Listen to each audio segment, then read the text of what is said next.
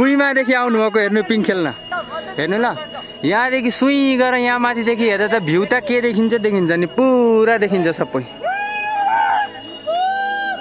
आम्मामामा, अझै एक बार, अझै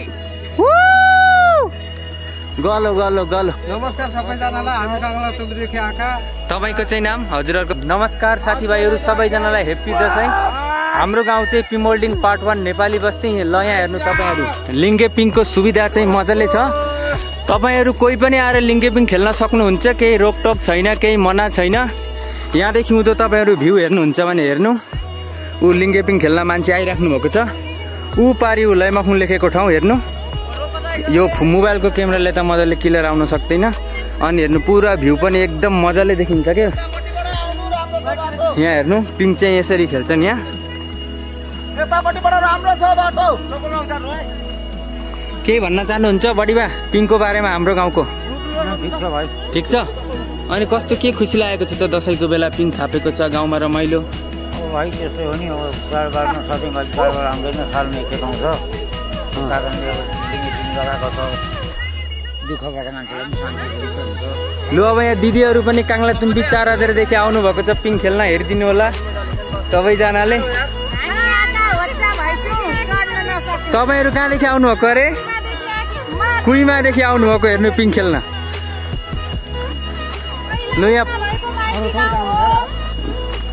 दिदीको चाहिँ माइती गाउँ यो चाहिँ। अनि ऊ प्रकाश तिमसिना चाहिँ हेर्नु, यहाँ छेपारो जस्तो हल्लाउनु हुँदैछ माथि माथि। तपाईँहरू हेर्नु यहाँ, त्यस्तो चाहिँ नबोल्नु, लड्न चाहिँ लड्दैन। ऊ हेर्नु तल पनि मान्छे हुनुहुन्छ खेल्न। अहिले त यो अब बेलुका हुँदै गएको, अब एकछिनदेखि मान्छे भेला हुन थाल्छन् सबै। हेर्नु भ्यू कस्तो मजा।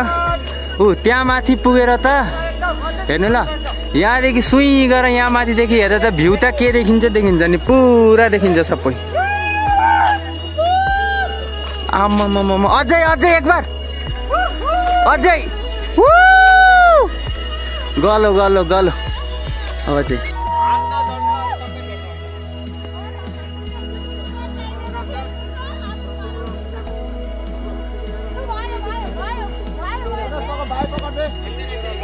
नमस्कार सबैजनालाई, हामी काङ्ला टोलीदेखि आएका। तपाईँको चाहिँ नाम? हजुरहरूको परिचय? हजुर।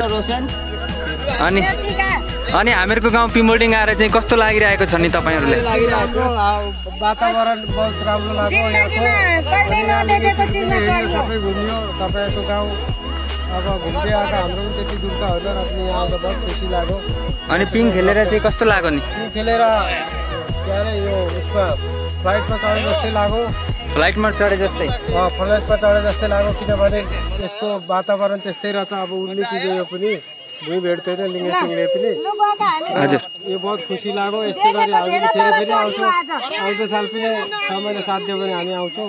आजको लागि यहीँ मैले यो चाहिँ यहीँ समाप्त गर्दछु। ल त हजुर, धन्यवाद, जय हिन्द। ल त हजुर, आजको यो भिडियो म यहीँ समाप्त गर्न चाहन्छु। तपाईँहरूलाई भिडियो मन पर्यो भने भिडियोमा लाइक शेयर सब्सक्राइब कमेन्ट गरिदिनु होला। अनि हजुरहरू चाहनुहुन्छ पिङ खेल्न भने तपाईँहरू आउँदा हुन्छ। ल त हजुर, बाई बाई, मिल्ते अभी अगली वीडियो पर, बाय।